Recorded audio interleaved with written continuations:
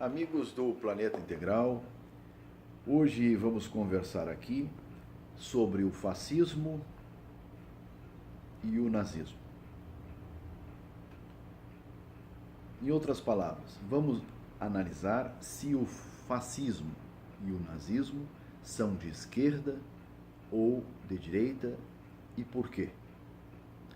Quem nos colocou nessa roubada foi o nosso presidente Bolsonaro, que, concordando com o ministro Ernesto Araújo, disse que o nazismo é de esquerda. Antes de mais nada, se você gostar da live, inscreva-se no canal e curta o vídeo. Analisar se o nazismo e o fascismo são ou não são de esquerda ou de direita é um assunto complexo. Nós teríamos que analisar sob o ponto de vista histórico, sob o ponto de vista filosófico e sob o ponto de vista político. Sob o ponto de vista histórico, analisar ao longo da história, né, quando é que começaram a surgir esses conceitos de esquerda e de direita. Sob o ponto de vista filosófico, qual a importância desses conceitos, considerando todos os aspectos envolvidos, né? O aspecto histórico, o aspecto filosófico, né? A filosofia tenta fazer um apanhado geral para extrair de todos esses apanhados a essência do conceito. E sob o ponto de vista político, né? Na realidade, sempre que se faz essa disputa, se um determinado conceito, né, é ou não é de esquerda ou é de direita, a tentativa é de agir politicamente, né? Se uma determinada ideologia identificou que um conceito é associado a uma coisa ruim, né, eles tentam colocar aquilo na conta do adversário e vice-versa. Então, sob o ponto de vista político, não interessa muito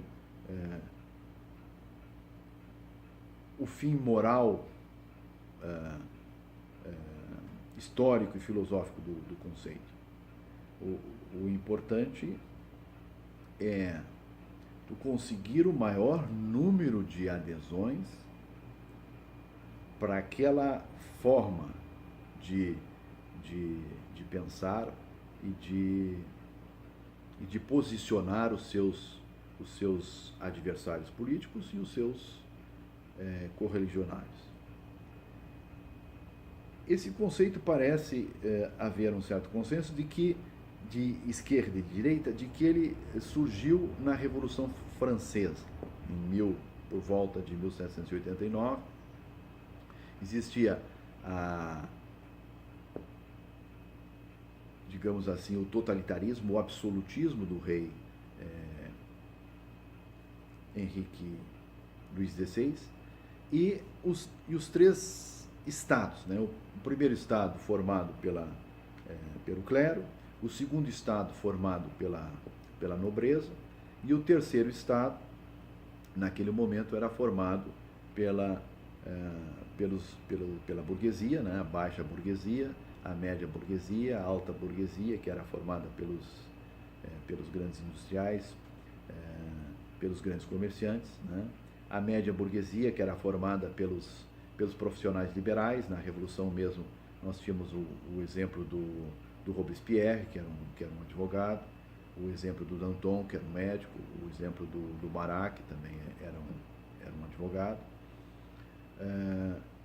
Dentro desse terceiro estado também estavam os operários, né? Tanto os operários urbanos como os operários rurais, os sans-culottes, né? Que eram a classe mais pobre daquele segmento do terceiro estado. Então, o fato é de que havia uma crise social e econômica, né, dentro dessa estrutura, porque o primeiro Estado formado pelo clero e o segundo Estado formado pelos nobres não pagavam impostos, né, era isento de impostos. E eram sustentados, então, pelo terceiro Estado, que era formado por 97% da população. Então, dentro desse terceiro Estado existia a subclasse dos burgueses, né, da alta burguesia, que tinham poder econômico, mas não tinham prestígio político, né? Então, essa classe e todas as demais, né, fizeram pressão para que eles tivessem uma representação política maior dentro das assembleias. Dentro das assembleias, o voto era por Estado, né? Então, o primeiro e o segundo Estado, reunidos, sempre venciam nas votações o terceiro Estado, né? Que o terceiro Estado reivindicava, portanto, era a mesma, que eles tivessem a mesma quantidade de congressistas, né? E que o voto fosse por cabeça, né? E não por Estado. Colocada essa reivindicação, o rei Luís XVI demorou muito a dar um encaminhamento para essa reivindicação, e o terceiro Estado acabou convocando uma Assembleia Nacional Constituinte, né? Se autoconvocando em Assembleia Nacional Constituinte, né? E começaram, a partir dali, a tomar deliberações. A Revolução Francesa, ela é dividida em 3 fases, praticamente. Essa primeira fase, né, que vai de 1789 a 1789 a 1792, né? Depois tem a fase do terror, ali, né, que vai em torno de 1793, 94, 95, e mais ou menos, e depois da terceira fase, a fase do diretório, que é de 95 até 1799, que é quando o Napoleão assume, né, o governo na França. Então, a Revolução Francesa tem mais ou menos 10 anos. Mas dentro dessa Assembleia, então, nós tínhamos vários partidos, né? À esquerda da Assembleia ficavam localizados os montanheses, que eram chamados os jacobinos, né? E à direita da Assembleia ficavam os girondinos, que eram os burgueses, a alta burguesia. Ao centro ficavam os chamados, o pântano, né? Os chamados, a planície. Eles eram um partido que ora votava com os jacobinos, à esquerda, e ora votava com os girondinos, à direita. Ainda havia, à esquerda, outros segmentos de esquerda, né, que eram os republicanos, formados pelo Marat, que era um médico, era considerado, digamos assim, o escritor da Revolução Francesa, né? Ainda dentro desse partido republicano também o Danton,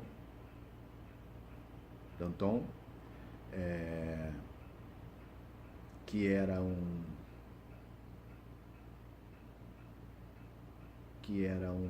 Danton era um médico e o Marat era advogado.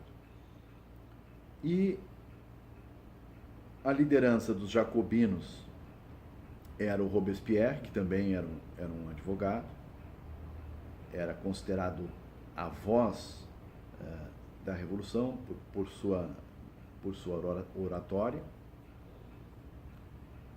Ainda à esquerda havia o Partido dos Enraivecidos, né, que deu origem ao socialismo francês. A liderança proeminente nesse partido era o Jacques Roux, né? Jacques Roux, que se diz em francês. Essa era a matriz. Como era o pensamento dessa matriz? Do lado direito, os girondinos eram liberais, né? Então, eles apregoavam e defendiam a propriedade privada, a livre iniciativa, né, e a menor interferência do Estado na vida do cidadão, né?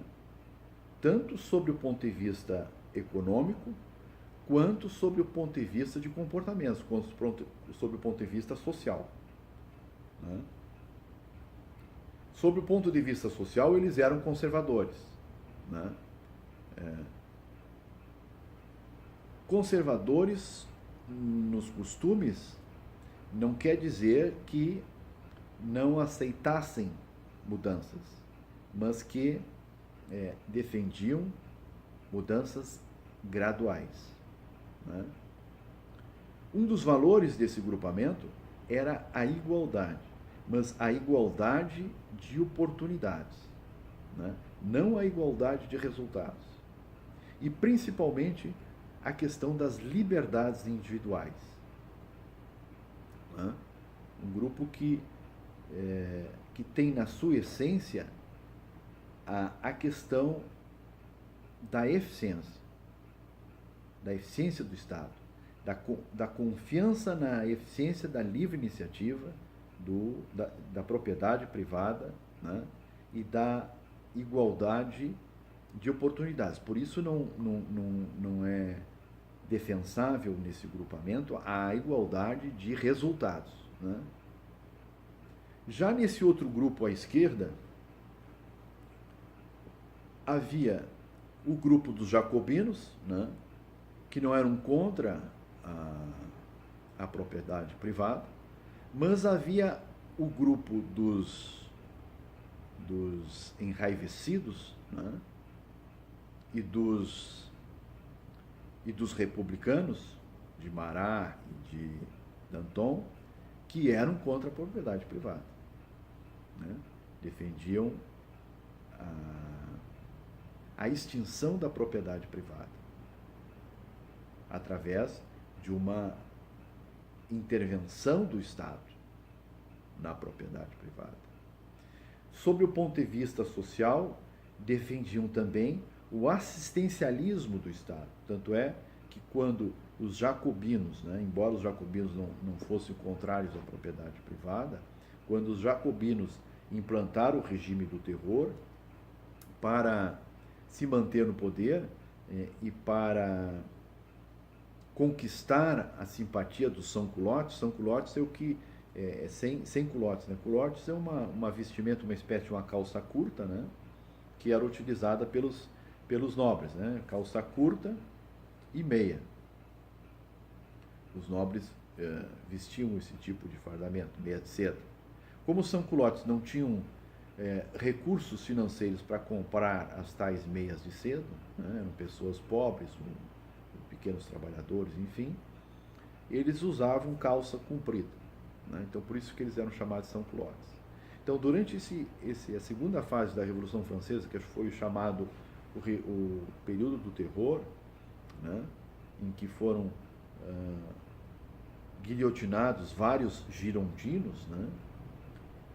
Na verdade, os jacobinos guilhotinaram os adversários em geral. Eles tentaram conquistar a simpatia dos sans-culottes, criando leis assistencialistas. Então, mais ou menos, aí está posta a matriz, né, sob o ponto de vista econômico e social, em que nós podemos depois analisar o fascismo e o nazismo dentro dessa matriz, que vão vir posteriormente. Né? Na realidade, o movimento dos girondinos, dos jacobinos e de todos esses outros partidos, né, que saíam do terceiro Estado, foi um movimento contra o primeiro e o segundo Estado, contra o absolutismo do rei, contra o totalitarismo do rei. Então, esse foi um movimento de oposição. Mas cada um desses partidos tinha interesses diferentes, né? E deram origem a ideologias diferentes. Quando o Napoleão, em 1800,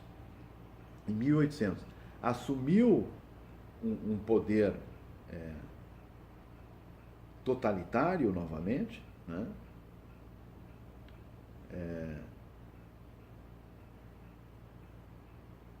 E depois, em 1900, quando surgiu o fascismo e o nazismo, 1933, né, 1930,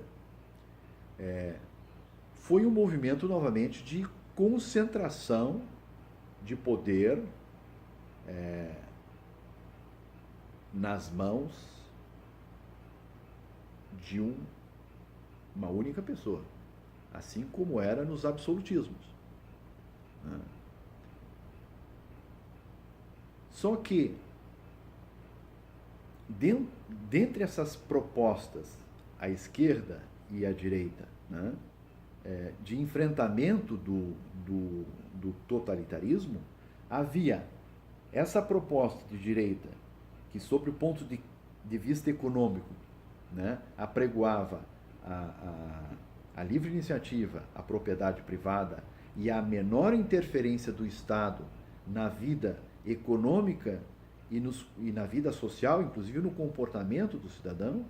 Você tem à esquerda, partidos de esquerda, né, que concordavam, como o caso dos jacobinos, com a propriedade privada, né, e, portanto, com uma interferência menor do Estado na vida do cidadão, mas havia partidos de extrema esquerda que apregoavam a extinção da propriedade privada e uma economia planificada, uma economia dirigida pelo Estado. Quando o Marx surgiu em 1840, né, e aperfeiçoou esse modelo socialista científico, né, o marxismo, né, que teria surgido com Jacques Roux na França, ele apregoava o quê? Apregoava a centralização da economia, né, e a estatização dos meios de produção. Os meios de produção estatizados para que os recursos, né, os benefícios, para que os resultados pudessem ser distribuídos igualmente pelos proprietários dos meios de produção, que é o coletivo, que é a coletividade. Esse é o modelo marxista. Né? Marx explica a evolução da história através de vários processos dialéticos, né, de tese, antítese e síntese, né, em que se saiu de uma sociedade primitiva, uma sociedade asiática, uma sociedade escravagista, uma sociedade feudal, uma sociedade capitalista e, finalmente, uma sociedade comunista. Sempre através da briga de classes, e, e evoluindo, explicando a evolução histórica da humanidade através desse embate sob o ponto de vista econômico. E a superestrutura, então, né, que seriam todos os demais, as demais instituições, sejam elas religiosas, culturais, educacionais, que estão a serviço de reproduzir essa estrutura. Então você tem que ter um governo centralizador e dirigente, não só da economia, né, como também dos comportamentos. Né? Por quê? Porque no entendimento de Marx, a superestrutura, né, que é aquela que administra a cultura, influencia os comportamentos, está a serviço das classes dominantes. Então, o Estado também tem que dominar, né, e controlar a cultura e o comportamento das pessoas. Quando a gente vai colocar dentro dessa matriz, né, o nazismo e o fascismo, chega-se facilmente, ao meu entender, à conclusão de que o fascismo, por ser um modelo de regime centralizador, né, tudo dentro do Estado, nada fora do Estado, né, ele apregou, sem dúvida, uma economia centralizada, né? Uma economia capitalista centralizada. A gente chama comumente, para quem é de direito, uma economia fascista, né? Até porque não existe economia comunista, né? Ludwig von Mises já provou de que é impossível você estatizar todos os meios de produção, né? Os meios de produção, todos estatizados, desaparece o mercado. Sem mercado você não tem preço, né?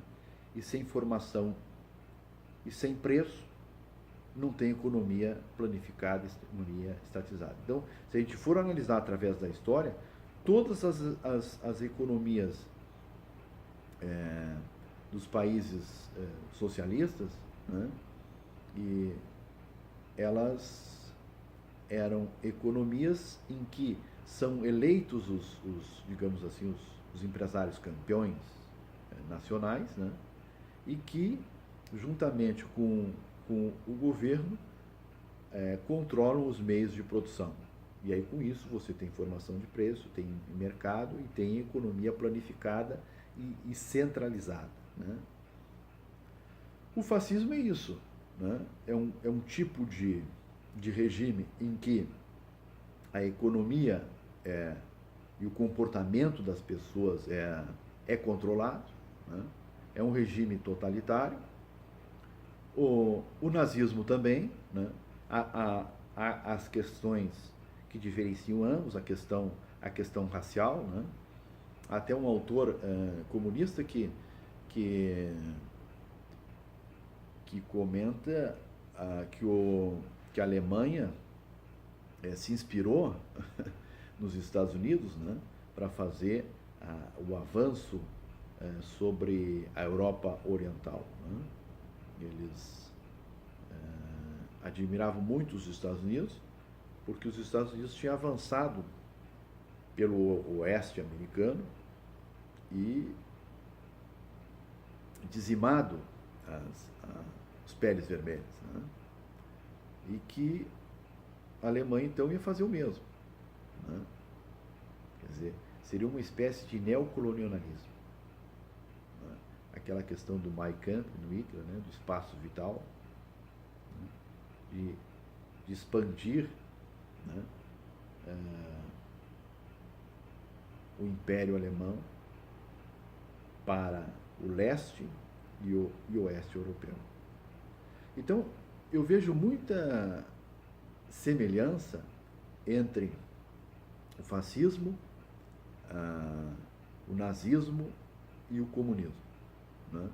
Do meu ponto de vista, são todos de extrema esquerda, né? Porque buscam a centralização da economia, né? A abolição da propriedade privada, o livre mercado e o controle do comportamento das pessoas, né? Porque isso é vital em uma sociedade fascista, em uma sociedade nazista e uma sociedade comunista. Os demais regimes são as democracias, né? Na verdade, a gente até poderia colocar o seguinte, que o melhor regime de todos, embora não seja perfeito, é a democracia, que é a matriz principal. Dentro da democracia, você tem direita e esquerda. Poderia se analisar assim também, eu acho que é aceitável, né? A direita, que tem um compromisso com a questão das liberdades, né? A desconfiança com alterações radicais de regime, então por isso são conservadores, e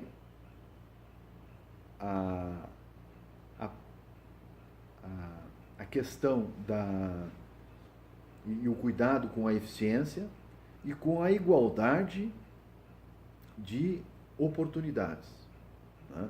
Mais modernamente, obviamente, né? E um Estado permeável à ação do cidadão, né? E a esquerda, dentro dessa matriz democrática, seria aquele grupo de ideólogos que estão mais voltados para a questão da igualdade de resultados, né? Sem se preocupar com a questão da eficiência, abrindo mão, inclusive, da questão da eficiência. E aí é um problema. Mas dentro dessa matriz democrática, quem enxerga o outro como adversário e não como um inimigo do meu ponto de vista, o modelo ideal, né? Um grupamento de pessoas que convivem, e essa é a riqueza da democracia, que convivem dentro do ambiente democrático, né? Com ideias, uns com ideias à direita e privilegiando a questão da igualdade de oportunidades e da eficiência, porque isso vai gerar um melhor resultado para todos, e aqueles à esquerda que, dentro da luta democrática, buscam uma maior igualdade de resultados para todos, né? Mas não com o intuito de exterminar com o seu adversário, de considerar o adversário como inimigo, mas compreendendo de que, em determinados momentos do processo histórico,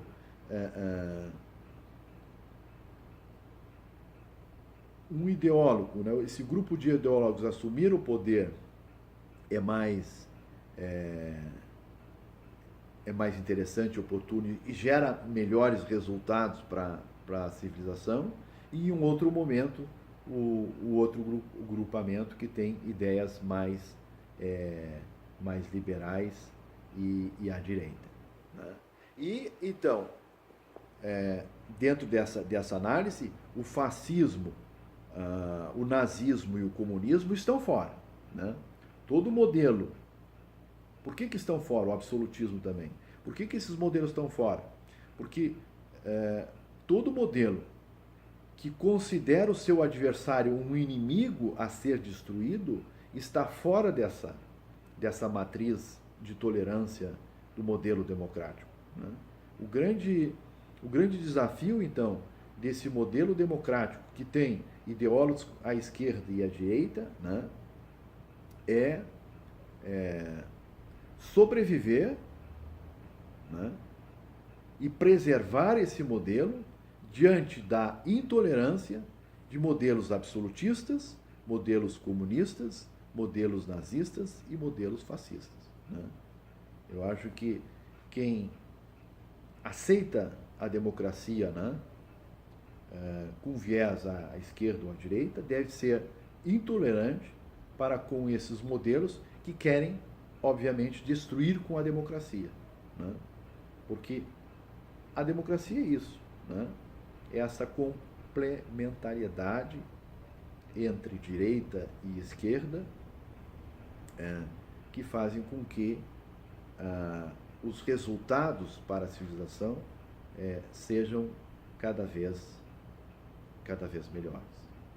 Sem dúvida, a democracia é uma evolução. Né? Os estados democráticos de direitos foram uma evolução da humanidade. Se na Segunda Guerra Mundial, né, a União Soviética tivesse sido também derrotada, né, obviamente ela seria tão condenável quanto são hoje o nazismo e o fascismo. Né? Não há nenhuma dúvida do meu ponto de vista, né, a respeito disso. É claro que tem uma série de outros aspectos aí envolvidos sobre o ponto de vista moral, né, que nós poderíamos até discutir. Né?